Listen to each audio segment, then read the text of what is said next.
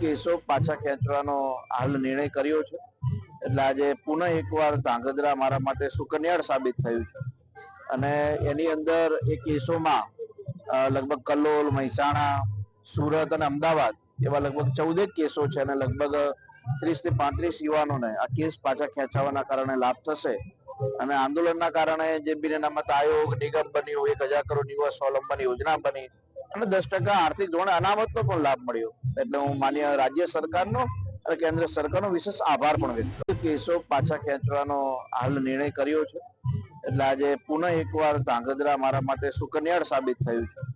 અને એની અંદર એ કેસોમાં લગભગ કલોલ, મહેસાણા, સુરત અને અમદાવાદ એવા લગભગ 14 કેસો છે અને લગભગ 30 થી 35 યુવાનોને આ કેસ પાછા ખેંચવાના કારણે લાભ થશે. અને આંદોલનના કારણે જે બિન અનામત આયોગ નિગમ બન્યું, 1000 કરોડ યુવા સ્વાવલંબન યોજના બની અને 10% આર્થિક ધોરણે અનામતનો પણ લાભ મળ્યો. એટલે હું માન્ય રાજ્ય સરકારનો અને કેન્દ્ર સરકારનો વિશેષ આભાર પણ વ્યક્ત કરું છું.